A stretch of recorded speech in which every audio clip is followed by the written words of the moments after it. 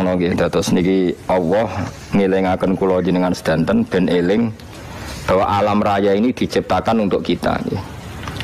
Untuk kita ini macam-macam nggih. Misalnya kalau fisik Allah nggawe buah ya kita makan. Ini untuk kita yang kebutuhan dzahirah. Nggih kula baleni malih ya. Untuk kita itu kalau fisik misalnya ada buah kita makan terus kita kuat.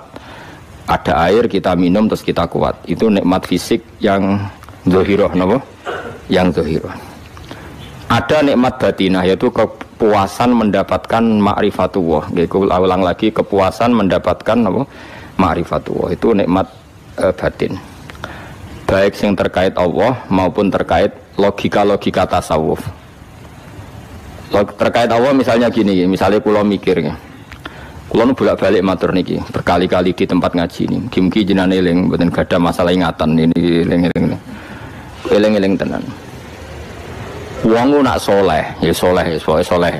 Cek soleh mulai cilik, cek soleh dadakan terus husnul khotimah. Pokoknya napa? Soleh. Niku nak mati, niku bumi ku nangis. Nangise bumi ku kekurangan utawi kalong wong sing sujud ning ndekne. Ya Allah Gusti, biasanya wonten tiyang niku sujud teng nggen kula, dia berperilaku baik teng nggen kula, sakniki tiyang niku pun jenengan ambil nangis bumi. Sakniki sing urip karek bedua-bedua, damel narkoba, damel ngefly, damel macam-macam lah. Itu nangis bumi. Langit seweneng. Seweneng. Gusti matur nuwun Gusti, orang itu saya tunggu lama, sekarang sudah engkau angkat ke tempat kami. Maksudnya diangkat teng langit. Sing bumi nangis, sing langit napa? Seneng. Nah, kemudian kita berpikir begini, bumi kok iso nangis ku piye? Nah, itu terserah sampean apa termasuk ulama zahir apa termasuk ulama batin. Kalau ulama zahir mengatakan bumi nangis itu mau kinayatun anil husni. Pokoknya pantese bumi ku susah, wong kelangan putra terbaiknya. Tapi nak cara ulama-ulama hakikat yang mengenali sekali betapa kudrahnya Allah, betapa kudrahnya Allah itu tidak terbatas. Itu yang meyakini bumi nangis itu nangis tenan. Misalnya ngaten kula tak terangno malih ya. Kowe bayangno dadi Nabi Adam, ngrungokno kowe. Kowe bayangno dadi Nabi Adam. Nabi Adam tenan maksudnya. Terus Nabi Adam orang pertama dia tahu betul kalau dia dicipta dari bumi. Dan dia pula tahu betul, beliau tahu kalau dia bisa ngomong, bisa mikir, bisa macam-macam. Terus indukannya beliau itu bumi. Mesti pikiran Nabi Adam, jangan-jangan bumi ini juga bisa berpikir kayak saya. Ini kan materi saya, karena saya dari bumi ini bisa ngomong, bisa melihat macam-macam. Terus bedanya apa? Manusia mbek napa?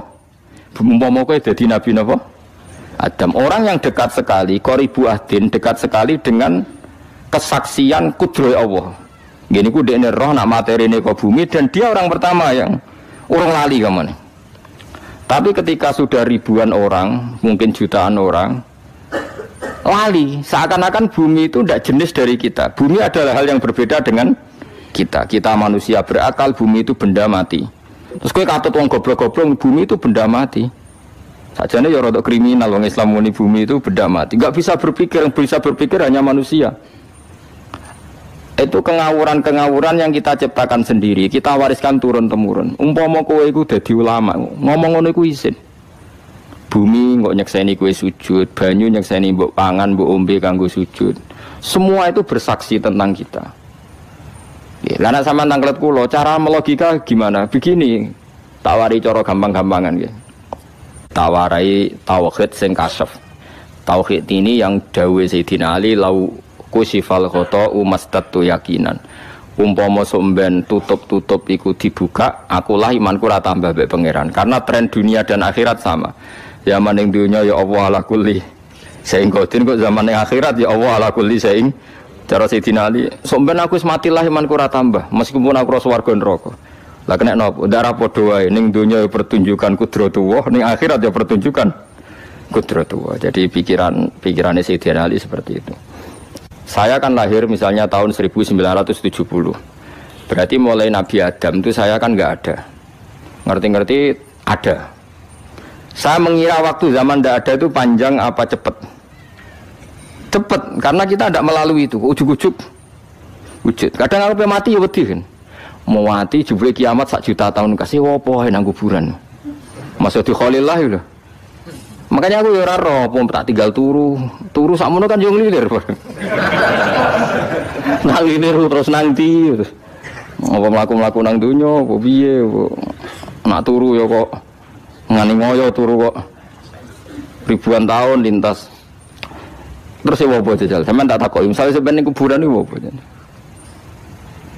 Apa ngadepi mukan nakil tukaran terus itu keselen tukaran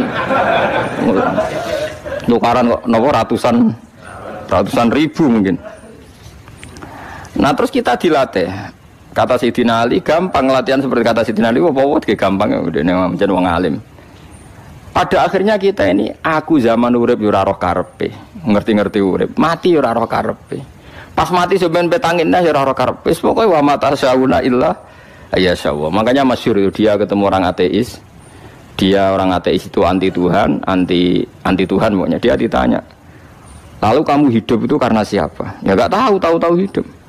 Lalu kamu mati yang menentukan siapa? Ya enggak tahu kalau tahu mati. Ya berarti Anda enggak bisa menentukan diri kamu sendiri. Akhirnya dia taslim, ya ada yang menentukan. Lah ya ada yang menentukan itu dalam Islam disebut apa? Allah, disebut kalimatu haqqin alaiha nahya wa alaiha namut. Jadi kalau maknanya itu kalimat yang benar-benar nyata, yang karena kalimat itu pula kita mendapat kehidupan, yang karena kalimat itu pula kita mati, yang karena kalimat itu pula kita akan bangkit lagi. Itu yang makna hakikat.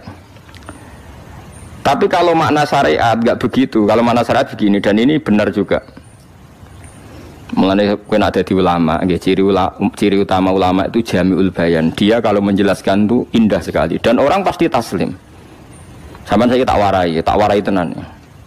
Sampeyan kan biasa wiridan la ilaha illallah kan biasa, mulai mimpin tahlil sampai kepeksa mergo do tahlil melok sampai sing darani bid'ah akhire ya melok tanggane napa?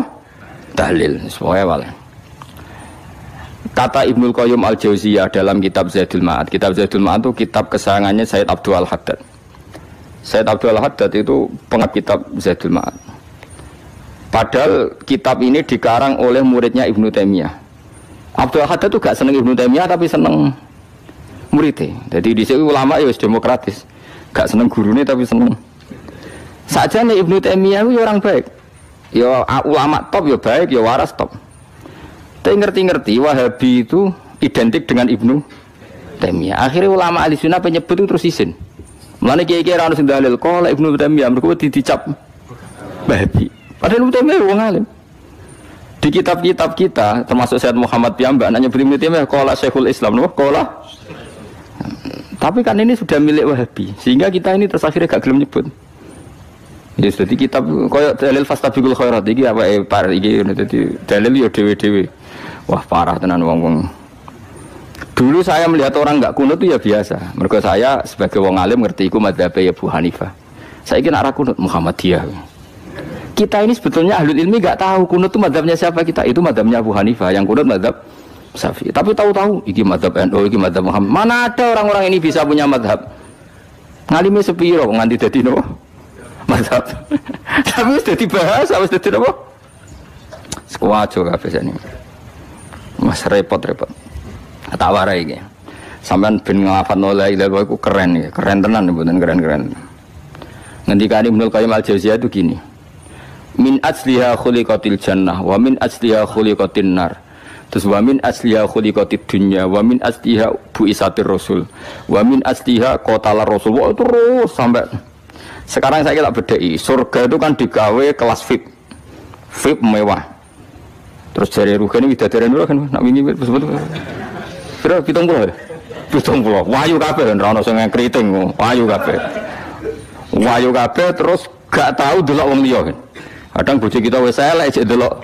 Boleh widadari sifatnya maksuratun fil khiyam. Jadi gak tahu keluyuran ning ndi. Wahyu kabeh. Lek surga yang semewah itu selek itu ya bagi mereka sing nglafatno atau yang menerima la ilaha illallah. Neraka sekarang dibikin dalam itu. Jari Abu Hurairah neraka itu tes-tesane benda kamu jatuhkan ke neraka itu untuk sampai ke bawah itu nunggu 70 tahun. Kila 70.000 tahun. Jadi nak HP membuat ceblok neraka itu cebloke ngenteni 70 tahun. Betapa dalamnya. Ngentakno bego piro ya bayang misalnya. Oh itu kontraktor mana saja tidak sanggup itu disuruh ngeduk kedalaman neraka. Iku ya mau kanggo wong sing menolak la ilaha illallah.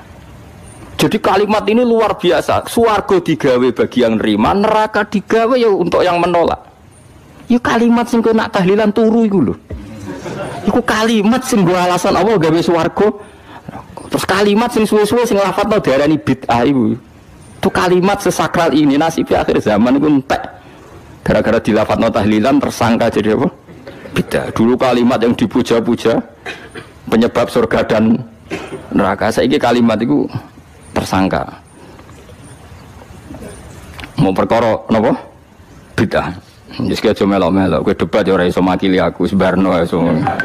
Kok kowe terusno dalan tok. Dah. Berarti la ilaha illallah itu kalimat yang surga dibikin karena itu, neraka dibikin ya karena itu. Kemudian Allah punya sunnah, lalu butuh pelatihan. Dikasihlah Allah gawe bumi. Piye-piye manusia butuh latihan, dibikinlah bumi. Dan ini latihan ikrar la ilaha illallah dengan sadar, dibikinlah bumi, liyabluwakum terus dites. Wes digawe bumi, ono makanan, ono minuman, ono wong wayah, ono pegatan macam-macam, wong diutang wis mbulet macam-macam. Gue ngetes, eling la ilaha apa eling utangi, eling la ilaha apa eling kasuse, pokoknya dites. Karena nggak fair kalau Allah bikin itu kemudian nggak dites, dibikinlah darul imtihan. Dunia itu bahasa Arabnya darul imtihan, tempat tes-tesan. Imtihan mana apa? Tes, liyabluwakum, diuji. Wes diuji kita hidup. Artinya kita dihidupkannya pun oleh Allah demi tes-tesan la ilaha, itu disebut kalimatu haqqin 'alaiha. Nah ya sebenarnya kita hidup pun ini untuk dites. Pada akhirnya la ilaha illallah apa enggak? Paham ya? Terus dites. Allah itu juga secara hukum itu kan enggak fair, dites kok enggak punya pemandu, dibikinlah rasul, diutuslah para rasul untuk pemandu. Tes itu kan butuh seru. Mak pemandu tok ora ono musuhe kan enggak seru, dibikinlah setan. Sajane sebagian kita sudah setan tapi ini ben seru. Lho ndak setan kan minal jinnati wan nas, rumangsamu setan sapa? Baik setan minal jinnati wan nas. Jadi kena muni auzubillahi minasyaitonir rajim terjemahane berlindung Allah dari saya sendiri ya Allah itu. Lho itu kalau lama dulu biasa auzubillahi min syururi anfusina wa min sayyiati a'malina. Sebenarnya kita berlindung hanya dari setan yang jauh, iblis itu enggak. Ya setan diri kamu sendiri, min syururi anfusina, dari kejelekan diri kita. Wong-wonge do ujug, soalnya setan tuh makhluk gaib sing piye. Lah kowe iku sapa? Nganti kowe maksiat terus mergo akrab klop, roh mbek setan klop. Mulane terus maksiat. Dah Allah ngutus pemandu yang ngecul setan ben fair. Napa? Fair. Jadi semua darul ibtila ini juga demi kalimat. Nah, makanya disebut kalimatu haqqin sing 'alaiha nahya. Kita hidup ya demi mendapatkan kalimat itu. Kita mati nanti ya demi kalimat itu, artinya mati ke neraka ya karena kalimat itu kita menolak atau mengabaikan. Masuk surga ya karena kalimat itu kita hormat, kita benar dalam memperlakukan kalimat itu. Berarti 'alaiha nahya wa 'alaiha nam. Terus wa 'alaiha nub'as karuan, kalau kamu termasuk minal aminin ya nub'as minas solihin, kalau minal kafirin ya nub'as minaz zalimin. Tapi semua desain dunia ini hanya demi kalimat la ilaha illallah Muhammadur Rasulullah.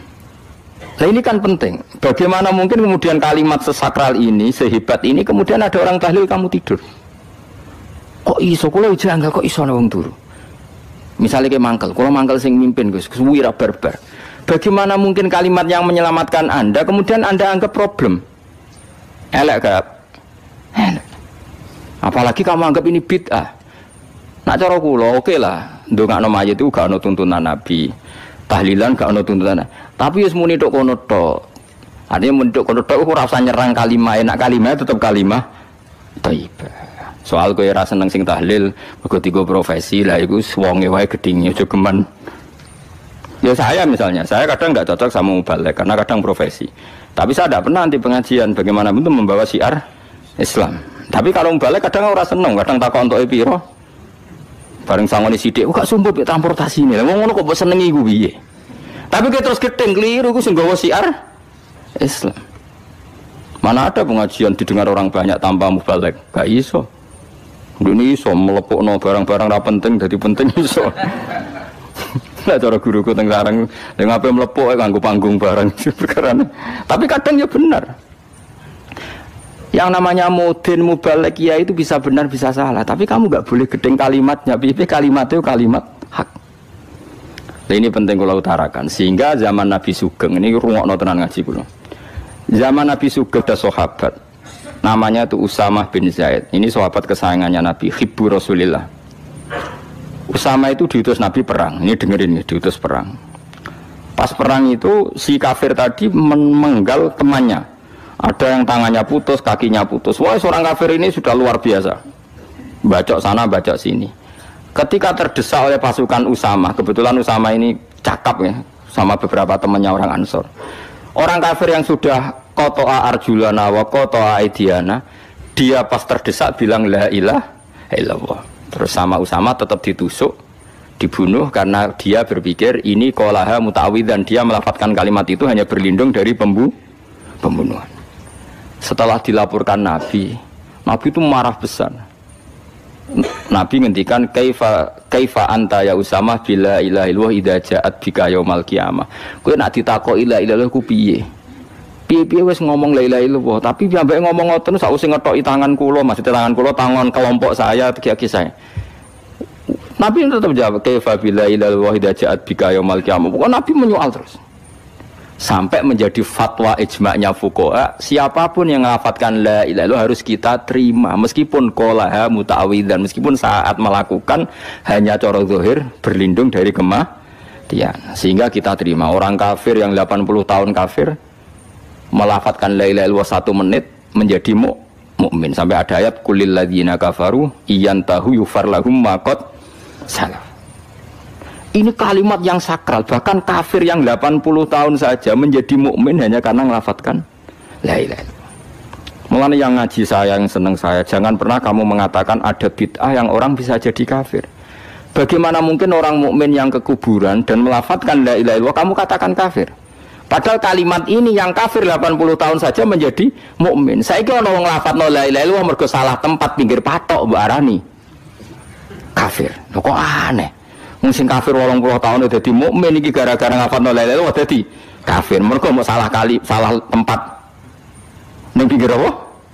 Patok. Mbok yen ora cocok mending nganggur, wong sering ziarah ku nganggur. Nyatane ya tenan.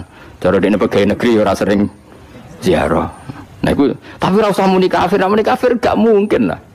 Coba kalimat ini itu orang kafir yang 80 tahun menjadi apa coba dengan melafadzkan kalimat ini? Mukmin kan? Berarti kalimat ini adalah kalimat penghilang kekafiran. Lalu karena dilafadzkan secara salah dianggap kafir. Hanya karena bid'ah itu tidak mungkin. Makanya sebetulnya Wahabi yang alim-alim itu tidak berpendapat demikian. Saya punya beberapa referensi Wahabi yang alim itu tidak pernah mengkafir-kafirkan orang karena perdebatannya seperti itu. Tapi saat ini wis kuwajo. Sebenarnya kalau orang alim itu ya mirip-mirip, entah Wahabi entah tidak mirip-mirip. Karena kalimat tadi. Wahabi itu kitab terbesarnya itu Ibnu Taimiyah. Ibnu Taimiyah itu punya murid Ibnu Qayyim Al-Jauziyah. Itu sampai sekarang saya lihat di fatwanya Ibnu Taimiyah itu begitu hormat sama orang-orang kita ini sama. Tapi tahu-tahu lewat penyaduran sana sini terus menjadi kacau. Jadi kalau balik ini malah sampai nak kepengen dua nikmat batinah. Seperti tadi yang saya utarakan, swarga dicipta sedemikian mewah ya demi yang menerima la ilaha illallah. Terus neraka dibikin se ekstrim itu juga bagi yang nolak. Kemudian dibikin daru pelatihan yaitu dunia ya karena kalimat berarti kalimat itu luar biasa. Wa biha qamatis samawati wal ardu. Kalimat ini pulang menjadikan langit bumi berdiri. Bon. Lalu sekarang kita bisa ngomong, bisa berpikir, bisa ngadekno BPKB macam-macam. Itu karena kita sendiri apa karena kudratullah? Saya tanya. Karena kudratullah. Kalau karena kudratullah, apa susahnya Allah bikin kemampuan tanah ini nangis, tanah ini susah. Wong podo-podo kowe iso nangis, iso mikir ya mergo kudratullah, ndak karena kamu. Harusnya ya sama, bumi-bumi ini bisa menangis juga karena kudratullah. Makanya bumi ini menangis ketika enggak ada orang yang sujud. Iku ya mungkin. Wong zaman kowe iso nangis ya krana kudratullah, mestine bumi yang kamu katakan benda mati, hakikatnya dengan kudratullah juga sama dengan kita. Mulane tenggene kitab Al-Husunul Hamidiyah. Kula ngrasa utang tenan mbek kitab niku. Dulu saya ngaji 2 tahun kitab Al-Husun. Kitabnya kecil tapi saya ngaji itu 2 tahun. Berkali-kali saya ulang. Itu beliau cerita gini. Dia yang ngarang itu orang alim. Kebetulan dia orang India. Memang kelebihannya kitab dikarang orang Arab itu luweh bulet. Wong Arab kan semuanya Islam. Karangannya itu standar. Ini dikarang orang India. Di Tonggo Blodor, di masjidnya ada dikarang ulama yang masyarakatnya itu enggak karu-karuan. Beliau cerita itu gini. Manusia itu punya satu kebodohan, di mana kebodohan itu disebabkan oleh robtul asbab al-adiyah, mengkaitkan sebab sing biasa-biasa. Misalnya gini. Sama saya kita omongi, misalnya ada orang bilang gini, batu ini nanti itu menjadi ayam. Orang bilang mukhal apa enggak? Enggak, jawab saja. Mukhal. Kenapa bilang mukhal? Karena dikira enggak bisa kan? Enggak, jawab saja. Jawab satu-satu. Batu ini menjadi ayam. Kamu jawab mukhal. Alasannya apa? Alasannya tidak mungkin terjadi. Apa kamu tidak bisa? Sebetulnya karena kamu tidak bisa. Udah. Lau ukhbiro dzakar rajul. Andai kan orang itu kamu kasih tahu, klungsu ini biji asem itu, biji pohon asem itu. Nanti yang kecil ini suatu saat besar. Setelah besar buahnya banyak, tambah besar, tambah besar. Terus orang bilang mungkin. Ketika bilang mungkin itu karena dia bisa apa hanya karena menyaksikan berkali-kali ada kejadian nak klungsu ditandur, iku iso dadi gede. Coba sama jawab. Karena dia bisa apa karena hanya menyaksikan itu sering terjadi? Hanya menyaksikan. Artinya zaman dia mengatakan mungkin itu pun tidak memberi kontribusi ikut buat. Iya enggak? Tetap bergantung kudrahnya Allah. Dia hanya bilang mungkin karena sering melihat. Sebenarnya dia enggak sama sekali memberi kontribusi. Lah ya darani mungkin ya ora urun. Paham ya? Lalu kenapa dia kecangkeman terus muni wong wis mati dadi lemah gak mungkin dadi manusa meneh. Lho zaman dadi manusa sing wis ngene iki kok mani dene lara melok gawe. Terus muni mungkin mergo sering terjadi, sering roh, sering bersaksi. Berarti sebetulnya manusia itu pakai ukuran dia mampu tidak mampu apa pakai ukuran bersaksi melihat. Bersaksi. Nah, ini kan problem kita sebagai manusia itu problem. Mulane disebut wa kanal insanu zaluman jahula wis goblok aja-aja. Mergo manusia itu nak wis goblok aja-aja. Makanya saya kemarin diminta ngisi di pondok kajen. Kalau sampeyan berdebat sama orang ateis atau orang komunis itu gampang saja. Dilatih begini seperti teorinya Quran. Ya nanti saya teruskan ini tak ulang lagi ya. Saya ulang lagi ya. Andai kan nggak pernah terjadi telur itu jadi ayam, nggak pernah terjadi sama sekali. Telur itu jadi ayam. Terus kamu mengasih tahu orang tadi, telur ini loh nanti jadi hewan yang hidup terus terbang. Mesti dia bilang mukhal, mau benda mati kok nanti jadi benda hidup yang terbang ngalor ngidul. Berhubung sering terjadi dan dia pun tidak ikut bikin, bilang mungkin. Paham? Saya ulang lagi ya. Berarti dia bilang mungkin karena sering apa? Terjadi dan dia lihat. Andai kan pertama kali nggak ada telur sama sekali yang jadi ayam, terus pengalaman pertama di dunia belum pernah terjadi. Kamu kasih tahu telur ini nanti jadi ayam terus terbang. Orang ini bilang mukhal enggak? Mukhal. Berhubung sering terjadi bilang enggak? Nah berarti kita nanti bangkit dari kubur gampang saja bagi Allah. Cuma belum pernah terjadi kamu mengatakan mukhal. Nah makanya otak kita harus dibenahi. Makanya jogeman percaya ambek yang pernah kita lihat, yang sering kita lihat. Percayalah dengan akal, tapi akal waras loh. Arah waras itu serempet tatanannya wangil. Makanya Islam itu melatih. Qul falillahil hujjatul balighah. Misalnya begini ya, dulu kalau Gerwani atau PKI atau siapa sajalah, itu kalau melatih anak-anak TK, makanya seorang ulama harus punya kecakapan penjelasan ibanatul ahkam. Itu anak-anak kecil dilatih. Anak-anak kamu terpejam, mintalah manisan sama Allah. Ya Allah saya minta manisan, saya minta permen. Terus disuruh buka, dapat enggak anak-anak? Enggak dapat Bu. Wah berarti Allah enggak ada. Sekarang minta sama Bu Guru. Bu Guru kami minta permen dikasih. Berarti yang ada Bu Guru bukan Tuhan gitu. Akhirnya jadi gerakan ateisme. Nah sebetulnya untuk melawan gerakan itu kita harus melatih begini misalnya gini. Saya itu pernah ketemu sama orang yang berpikiran komunis. Oh komunis cekek. Dia nantang saya gini, Pak, pokoknya saya tidak bisa nerima konsep Tuhan. Sebelum Anda bisa menjelaskan kenapa ada Tuhan. Jadi, bocah kok elek ini. Nah, aku ngerti aja, sak cerdas ini tetap cerdas aku yakin tetap cerdas aku. Rasanya selain raine seram meyakinkan, tapi pikir tetap cerdas. Kulo itu kan wong Quran nggih, artinya punya pikiran panjang.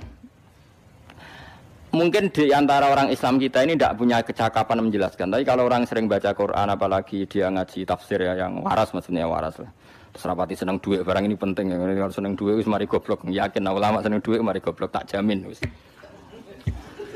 Umpama alim wis kelas B, kelas C gak bisa, tahqiq gak bisa. Kalau tahu dikandani kanca kula riyen ambek jenengan udah-udi saya kaca akhir. Lah kena apa? Cok seneng duit kula. Duit masalah bagi ulama. Ora duwe ya masalah kan ya. Maksudnya ora usah seneng tapi aja terus gak duwe. Sekarang saya tanya, Quran itu melatih kita gini. Quran itu sederhana kalau ngelatih tauhid, tapi orang pasti ingat. Kata Allah gini, enggak apa-apa, saya ndak Tuhan enggak apa-apa, kamu yang Tuhan. Tapi buktikan kalau kamu Tuhan. Caranya gini. Am khalaqus samawati wal ardi. Ya enggak apa-apa, kamu yang Tuhan enggak apa-apa, tapi buktikan kalau kamu menciptakan langit bumi. Mereka pasti ikrar, ya tidak mungkin saya menciptakan bumi, saya lahir sudah ada bumi. Yesus lahir sudah ada bumi, enggak mungkin Tuhan. Terus Tuhan membuat pertanyaan kedua, am khuliqu min ghairi syai'in. Ya sudah, kalau saya tidak Tuhan, lalu enggak ada Tuhan, berarti alam raya ini tercipta oleh sesuatu yang enggak ada. Aneh enggak? Misalnya sebelum alam raya ini enggak ada Tuhan. Berarti sebelum alam raya ini kan adanya nihilisme, sesuatu yang enggak ada. Kemudian sesuatu yang enggak ada ini menjadi penyebab sesuatu yang ada. Aneh enggak?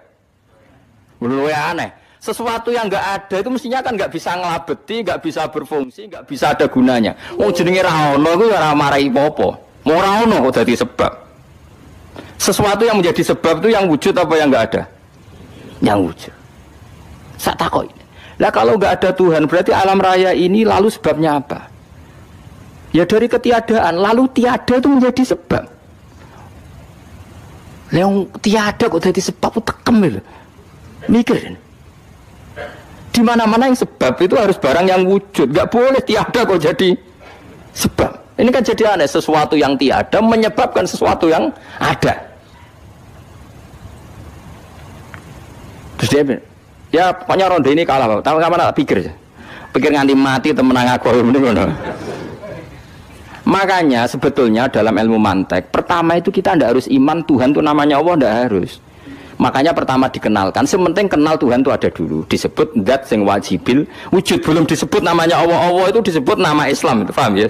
Saya ulang lagi, Allah disebut itu nama Islam. Tapi kalau penemuan akal hanya sampai kita ini butuh zat sing wajibil wujud, sing menjadi penyebab semua alam raya ini. Di bahasa Arab disebut musabbibul asbab. Belum menyebut Allah musabbibul asbab. Islam pun pertama Iqra turun ya enggak nyebut Allah. Iqra bismi rabbikal ladzi khalaq, khalaqal insana min 'alaq. Iqra wa rabbuka. Tuhan itu siapa? Yang mencipta. Nah, yang mencipta ini oleh syariat Islam disebut apa? Tapi dalam logika yang penting kowe kenal sik ana musabbibil asbab. Pastikan bahwa alam raya ini yang wujud pasti disebabkan sesuatu yang ada. Enggak boleh barang wujud kok diciptakan oleh sesuatu yang tidak ada. Yang gendeng ora barbar, barang ra ono mbok sifati al-khaliq. Sing gawe langit bumi apa? Pencipta. Penciptane apa? Sesuatu yang tidak ada. Kowe ikhlas diutek ngono kowe ikhlas ta ora? Gak kowe ikhlas ta ora diutek ngono kowe ikhlas ta. Kowe gelem dadi bodho niku. Gelem kan? Mboten. Nah, nikmat ngono jenenge nikmat batin. Mulane sing suweneng mbek kalimat la ilaha illallah. Wes ana sing bid'ahnallah iku wong nganggur wis beno sauni-unine. Tapi kadang memang kita berlebihan. Tahlilan ra barbar 40 dinane ra barbar. Muga alasane wis disangoni akeh tahlil sedih lho sakake penggemar sing keselen sing rantuk sangu ya butuh cepet. Lane cara kula niki penting kula utar nggih. Kowe nek ora cocok tahlilan 40 dina wis ngomong ae kira cocok model harinya. Tapi ki aja menolak kalimat la ilaha illallah iku disifati Kanjeng Nabi kalimat thayyibat. Wong Nabi nyifati thayyibah, kalimat yang suci kok nyifati bid. Tak soal kira cocok wong sebut. Misalnya kamu bilang saja wong mati wis sangu amale lha apa didongakno barang. Nek kowe pengen ndonga ora usah ndonga. Wis ora usah biasa wae. Kula lah mbok dongakno ya ora seneng. Gak meyakinkan. Karo dene mlebu swarga butuh dongamu ora ono swarga fadhole pangeran apa mbok dongano bareng. Ya tapi kowe donga aku ya seneng. Senenge ya semau lah timbang nyanyi-nyanyi rame-rame sadok donga. Mbok mandi mbok ora pokoke donga. Saya ulang lagi ya. Makanya Quran itu melatih logika sampai seperti itu. Am khalaqus samawati wal ard bal la yuqinun. Sampai terus diulang-ulang. Am khuliqu min ghairi syai'in. Kalau mereka merasa Tuhan enggak apa-apa, tapi buktikan mereka ini wujud sendiri tanpa sebab. Atau begini, kalau mereka tidak tahu sebab pencipta langit bumi, mereka sendiri suruh yakin kalau mereka adalah penciptanya. Am humul khaliqun, enggak apa-apa. Ya tapi masih Abu Jahal gendeng lah, masih Abu Lahab ngawur lah, nak takoki, ya wes pangeran kowe wae sing gawe langit bumi. Penggemarnya saja pasti tertawa. Mosok Abu Lahab darane pencipta langit bumi, wong lahir wening bumi. Tapi Quran oleh gojlok am khalaqus samawati wal ardo. Apakah mereka menciptakan langit bumi? Bala yuqin, mereka pun tidak pernah yakin. Jadi itu pangeran. Makanya di mana-mana orang alim itu suka debat. Karena pangeran sendiri kalau menjelaskan kebenaran seringnya juga nantang debat. Kata Allah, Qul ara'aytum ma tad'una min dunillah aruni madza khalaqu minal ardi am lahum syirkun fis samawat. Enggak apa-apa mereka Tuhan kata Allah, tapi buktikan zaman langit diciptakan mereka memberi kontribusi apa? Apa urun bego, apa urun cagak, apa piye lah pas aku gawe langit iku dekne urun apa jare am lahum syirkun fis samawat. Misale urun napa lah? Urun tol ta urun apa lah. Itu pangeran. Mereka kan pasti menjawab enggak. Terus itu nih kita biming qobliyada. Kalau kamu nggak percaya Quran sebagai kitab buah nggak apa-apa, tapi buktikan kamu punya kitab tandingan. Nggak, mereka nggak punya juga. Atau gini, nggak usah Quran, ke sakralan. Au atharatim min ilmin, atau kajian ilmiah yang membuktikan bahwa Yesus itu Tuhan, atau yang membuktikan bahwa berhala itu Tuhan. In kuntum shodiqin, nggak apa-apa kalau kamu benar buktikan. Nah itu makanya semua nabi itu punya kecerdasan, karena tadi nabi kadung nantang itu nih kita biming qobliyada au atharatim min ilmin in kuntum shodiqin. Tapi sekarang orang alim soleh itu jarang. Yang ngono anggere wong soleh rapati ngalim, anggere sing alim biasanya rapati soleh. Lah kula termasuk rontok-rontok ya isih rontok soleh ya rontok, tapi lumayan masih menjaga hujjatullah tadi. Sebab itu ulama dulu mengajarkan Allah itu siapa? Disifati zat sing wajibil wujud. Karena alam ini kadung ada. Kalau alam ini kadung ada, pasti penyebabnya sesuatu yang wujud. Tapi kalau wujudnya mungkin, bahaya. Wong sing gawe wae wujude terima mungkin bisa wujud bisa tidak. Makanya dipermanenkan yang gawe alam ini zat sing wajibil wujud. Sing wujudnya wajib. Wajib itu enggak bisa enggak pasti wujud. Nah terus kita kenal itu namanya khaliq, itu musabbibil asbab, itu khaliqul asya. Lalu oleh Islam zat yang demikian itu disebut Allah. Terus jadi la ilaha illallah. Nah orang yang bertauhid gini tentu punya kenikmatan batin yang luar biasa. Sehingga saya bayangkan nanti mati yang ngono biasa wae kan. Gusti zaman kula teng donya ora melok ngatur oksigen, ngatur nyawa, apa mati ndak ra ngoten. Mulai jare Sidina Ali, jenengan jemben nak mati tambah pinter apa biasa? Ya biasa wae. Ning bumi yo ndelok kudrahe Allah, kok ning akhirat ndak ra padha wae ndelok kudrahe Allah. Mulane beliau masyhur guyonan beliau lau kusifal ghata mastatu yaqinan. So ben aku nek mukasafah ning akhirat imanku yo ora tambah ya biasa wae, standar-standar wae. Maksudnya kue ning dunia ujung-ujungnya paling pokok ya menyaksikan kudratullah. Sebenarnya akhirat ujung-ujungnya paling pokok ya delok kudratullah. Ning dunia saiki Allah ya matlubi sing kita cari. Sebenarnya akhirat ya Allah matlubi. Paham ya? Artinya hukum dunia dan akhirat itu sama. Kita di dunia golek ridane Allah, ning akhirat ya golek napa? Ridane Allah. Lah soal kecil itu, tapi ning akhirat kan masalah Gus pun rokok masalah, diutang ditagih yo. Masalah, kere suwi ku yo masalah. Ya biasa jenenge makhluk anane masalah. Sing ora oleh di masalah ku pangeran. Pangeran sing duwe masalah. Biasa wae. Lah makanya kula suwun nggih aja geman gedeng ulama. BP ulama iku sing iso nerangno. Mulane ngendikane ulama-ulama iku kemampuan Quran wal kitabil mubin. Kitab sing mampu memberi penjelasan iku sing iso maris iku ulama. Coba sampean semenjak ngaji saya inilah contoh paling gampang. Sampai ngafalno la ilaha illallah itu kan kelihatan biasa. Biasa ambek ngantuk, kadang gremeng sing mimpin tahlil macam-macam lah. Pemene nak ora barbar semacam-macam. Oke lah itu kamu gedeng manusianya enggak apa-apa. Kadang memang kelo tenan. Memang kelo tenan dekne wong sering kula taklam. Kula nak kiai lah sering jejer kiai. Ku iso tahlil kan kula wani kok. Ku iso tahlil sangu di akeh sungkan cepet. Kowe goblok kemlen seneng sing soibul bet nek mangkel wong sak menambane sing kesusu. Tapi nak sing mimpin kula tetep cepet. Sing udang lah masuk sangone akhirnya tetep. Aku tetep cepet. Kok boten nami tetep mandiin aku. Aku nak suwi malah ra mandi ya. Jadi di daerah saya itu ada mitos. Sampeyan ngerti Istanbul, Quran kecil itu, sing jarine jimat itu. Tapi jarine saiki di produk teng Kudus kathah 20.000 regane. Jadi di Kliwon itu regane pinten? 20.000 itu gawe koyo kuno ono kan. Tapi mau 20.000, ora sing asli. Nah itu sebetulnya yang asli itu hanya 5 atau 9 itu sing gawe niku jenenge Ki Sarbini yang terkenal jadul. Itu sing asli. Ya tapi anggere wong yang klaim asli, ya karek maklare lah. Tapi jelas itu dicetak masal teng Kudus 20.000. Pasar Kliwon teng kathah lah teng pundi-pundi kathah. Oh. Monggo jang kula dagangan Istanbul nak kulak sak-sak. Sasak tenan niku. Tak takon Mas. Tapi nak ngetul sitok-sitok, orang kerja agar wong tak kei ngono, kurang ajar tenan aja. Nah itu ceritanya itu, dia tuh terkenal jaduk. Singkat cerita diundang tahlil orang mati. Ya kayak Pak Khalil Bangkalan itu kan orang-orang keramat. Bilang gini, ya cung ya ngundang aku akeh cung ya bismillahirrahmanirrahim wis bapak-bapakmu di sepuro pangeran. Mulai. Yang punya rumah itu mangkelnya bukan main karena wis disembelihno sapi. Dikira kalau disembelihno sapi kan tahlile gayeng suwi. Lama-lama gremengnya tuan rumah ini si kiai tadi dengar. Terus balik nih, ya ngene cung. Kon buktekno nak tahlilku banding wek sapi ini. Kon ngetok wit klopo lho kon ngetok. Ketok kon gawe timbangan. Sing sitok kon nyancangi sapi urip ku wedi. Sing sitok kon ngosongno. Mengape digo apa?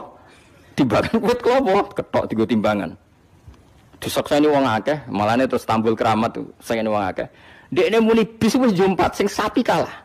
Lho bis tok jumpat mau bismillahirrahmanirrahim.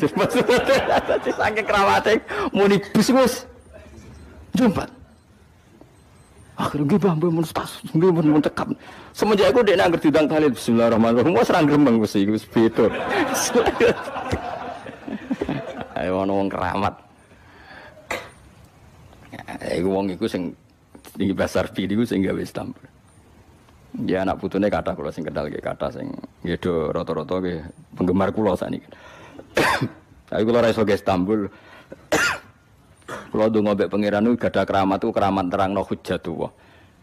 Yaitu tadi logikanya Quran. Makanya sebetulnya Quran itu pertama ngajarkan kita, enggak apa-apa mereka ngaku Tuhan, tapi kita cek apa mereka menciptakan langit bumi. Ketika ditanya mereka bilang enggak juga. Ya sudah, berarti kita ada ini tanpa sebab. Am khuliqu min ghairi syai'in, kita diciptakan tanpa sebab. Aneh juga secara akal kan, masa kita yang ada disebabkan oleh sesuatu yang tidak ada. Akhirnya kita temukan penyebab itu bernama musabbibil asbab atau wajibil wujud. Lah yang itu oleh Islam disebut Allah. Kemudian itu jenenge, kalau kamu sudah sampai seperti itu berarti kamu punya nikmat zahiratan wa batinah. Hiya al-ma'rifah, kata Imam Suyuti, nikmat batinah itu ma'rifat. Nah, ma'rifat seperti ini yang ma'rifatul anbiya, ma'rifatul ulama, ma'rifatul auliya, ma'rifat yang la tuzalziluhul fitan, yang enggak mungkin diguncang oleh fitnah karena sudah permanen. Jadi disebut sibghatullah wa man ahsanu minallahi sibghah, sudah permanen, sudah menjadi sibghah.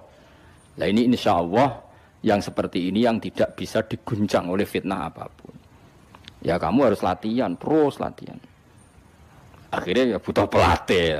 Nah, aku sing ngelatih kowe iku mau rok saulan pisan. Setan kompetitore awor kowe terus. Lah iku masalahe. Pelatih arang-arang setane. Nah, iku ora roh, nah iku sekolah ra melo-melo nah niku. Karena dunia ben seru kan mesti ana pelatih, ana pengganggu. Lah pelatih saulan pisan penggangune aja. Tapi sekali yakin inna kaidas syaitani kana napa dhaifa. Sekali yakin wae anggere ja'al haqqu wa zaqal batil. Wis masuk awar bedino piye barang batil tetep zaqal haqq napa ja'al haqqu wa zaqal batil. Wis yakin ya yakin ainul yakin. Lan kok kandhani setan. Wis ki awar aku telus gak ngarah bisa ngalahno barang hak. Kandhani ngono. Kok setan wis ra ngantuk. Ya kok setan napa kandhani. Jadi sebetulnya ini pentingnya ulama. Jadi jangan kira tradisi ulama itu kayak dibayangkan para peneliti. Peneliti rata-rata orang kampus. Kadang-kadang penelitinya ndak ulama. Raro rasanya jadi ulama. Sebenarnya kalau di kalangan ulama biasa, misalnya Said Abdul Haddad itu termasuk Qutbul Irsyad. Beliau biasa saja baca kitab Ibnul Qayyim, padahal muridnya Ibnu Taimiyah. Dulu lama itu ya biasa saja. Saya ya berkali-kali tidak kunut, tapi bukan karena apa-apa ya. Abu Hanifah ya enggak kunut, ya biasa saja. Mertua mbahnya istri saya itu, keluarga Sidogiri itu kalau sholat kunut terus sampai kabundut. Ya biasa saja ada mazhabnya. Karena kunut nazilah itu karena ada masalah. Zaman akhir masalah, makanya beliau kunut. Terus enggak apa-apa, itu ya enggak masalah. Yang masalah aku ilmunya kurang terus kecangkeman itu masalah. Wes kena kurang paham. Saya pernah ya ngaji begini di mana-mana ya. Dulu saya masih ingat, sholat jenazah itu pasti di depan. Terus kita sama lihat nanti di kitab Mahali. Kenapa sholat jenazah harus di depan? Ya karena memang mulai dulu yang namanya sholat jenazah itu di depan, mayitnya di depan. Tapi mulai dulu zaman Imam Nawawi yang terkenal yang ngarang kitab Majmu', ngarang Minhajul Thalibin itu bilang, sebetulnya ada kaul yang mengatakan jenazah itu boleh di belakang. Piye-piye gak imam. Kok wajib kok ngarep bangun imam tapi. Masuk akal lho. Masuk akal, tapi aja praktek. Ya mau kowe ngomong masuk akal, tapi masuk akal ora imam kok wajib kok ngarep. Coba alasannya apa? Kok iso wajib udah kok ngarep ora? Nah sekarang terbukti Fuad di Arab Saudi. Di Arab Saudi era dulu itu setiap jenazah itu kalau sholat diletakkan di depan, dekat Ka'bah. Sikat cerita tahun 84 atau berapa, ternyata itu senjata laras panjang. Jadi senjata laras panjang dibungkus pura-pura apa? Jenazah. Setelah di depan ternyata senjata, terus dipakai pembantian. Tapi ya akhirnya enggak banyak korbannya, memang dilindungi Allah. Semenjak itu trauma. Sekarang itu sampean kalau sekarang haji atau umroh kan tiap ba'dal maktubah kan dari sholat jenazah. Itu jenazahnya di kamar jenazah, enggak di depan. Artinya kan di belakang musolli apa? Di belakang yang sholat. Nah ini alhamdulillah itu zaman Imam Nawawi termasuk sudah mendiskusikan itu. Ada kemungkinan yang kita sholat itu di belakang kita. Nah, kalau di Arab Saudi semuanya dipaksa di depan, wong kaji rasido kaji. Semati wakil mendak kok ngarep. Gak sido tawaf wong. Kebeken jenazah. Lah wong Indonesia tok nak kaji mati piro saja. Kabeh ditakok ngarep. Ini pentingnya ulama. Dulu biasa ulama meskipun kita di Indonesia ra pro maratek ngono, kita taqabbal wa minna minkum taqabbal. Loh, karena saya pernah ngalami di kampung saya itu kan biasa kalau mayat itu kan ndase enggak lor, sikile ning kidul. Madhep kiblat. Mbaya gitulah orang madhep kiblat pokoknya sirahe ning lor, sikile nang kidul. Oh itu sudah berpuluh-puluh tahun, mungkin ratusan tahun sudah. Kemudian lala itu ada kegiatan satu tamu itu berkeyakinan sirahe ning kidul. Di sini kan ada mazhab sebagian sirahe ning kidul, sikile ning lor. Kebetulan tamu itu keluargane. Akhirnya walhasil yuk mindah, yuk muter. Lah tonggo-tonggo kan mudine barang rawani. Serawani. Terus takok aku, Gus ini cara jenengan sepundi. Ya nanti baca-baca kon muter dhewe. Wong ini nekat ngamuk, wis kamu. Sesuai jare wong-wong. Ya pokoke keputusan tertinggi ning Gus Pak dawuh piye jare mudine. Tak omong ngene wong. Kula niku sinau fikih wis suwe, cek ndas ning lor, cek ning kidul. Mayit ning guri kowe kula roh kaule, pemene sampean puter puter. Tenang mawon ta mrene. Kula niku sinau fikih mun suwe, menawa sirah ning lor apa kidul. Mayite nggo guri kon kula roh kaule. Sakire mikir, iku Gus Bak masuk terus mikir. Ya pun Gus mun salat-salat. Jadi artinya kalau dalam khazanah Islam itu banyak sekali. Karena fikih itu masalah furu'iyah, nggih masalah apa? Kamu gak yang kuwi iso kudu iso tenan iki tentang kalimat dalil tadi kudu iso tenan ra oleh anu, tapi ngono-ngono iku gampang. Saiki salat ghaib misalnya. Misalnya kemarin Pak Hasyim Muzadi wafat. Orangnya wafatnya di Malang. Malang wetane Jogja misalnya. Oleh gak wong Jogja salat ghaib? Oleh kan, padahal mayite kok guri. Ngono terus sesuk fatwa anak mayit kudu kok ngarep. Yang di timurnya Malang boleh sholat ghaib, yang baratnya nggak boleh karena ngungkuri mayit. Gendeng aja. Ibu ora usah ngono, ngaji ku sing khatam, nek khatam ora usah kecangkeman. Mana dalilnya? Ora lo maca kitab kok kon roh. Kadang kowe tak tamani, Gus dalilnya mana? Kowe ngajak bantah apa takok? Nang ngajak bantah-bantahan ora level kowe ora roh kok ngajak bantah sing roh. Lho dene sik takok dalilnya mana? Lho bantah-bantahan kok takok.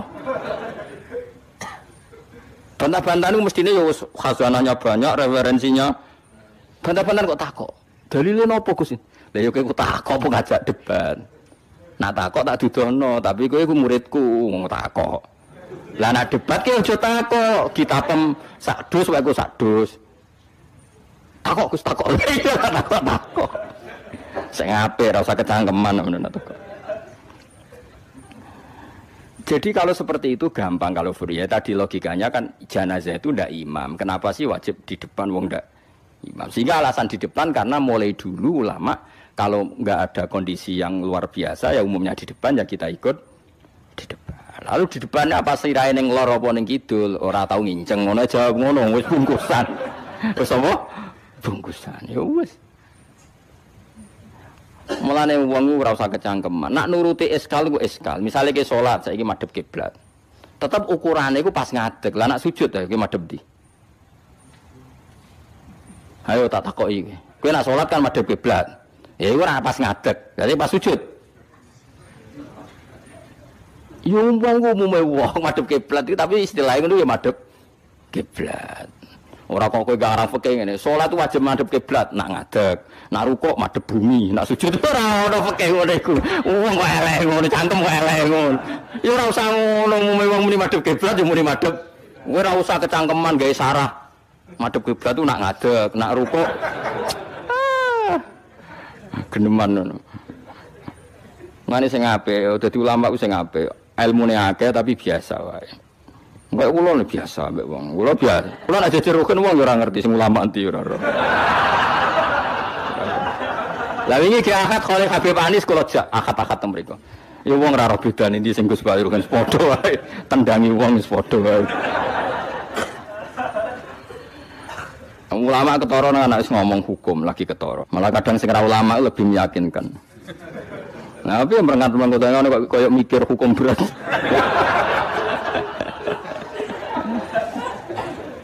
Saya kalau baleni malih. Jadi yang wajib permanen itu ma'rifatullah. Nggih napa?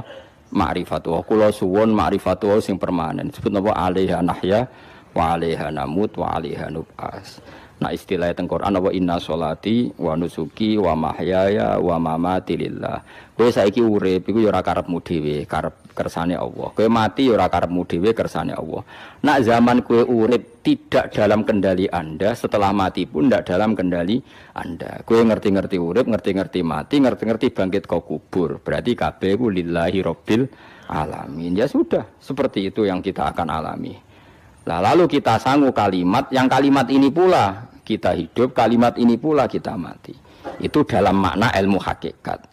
Nah makna ilmu syariat juga gampang. Aku wani urip ya mergo bela-belani la ilaha illallah. Umpama aku mati ya demi kalimat la ilaha illallah. Aja kok mati krana melok lomba terus mati. Ya mati ya berlomba dalam mempertahankan la ilaha illallah. Itu makna syariat. Nah kita harapkan makna ini dua-duanya ada. Secara syariat kita hidup ya demi ngurip-ngurip la ilaha illallah. Disebut diilai kalimatillah. Kayak aku, mulane kula nak mulang semangat. Aku wani urip demi mulang kalimat la ilaha illallah. Aku wani mati mergo wis rumangsa sangu.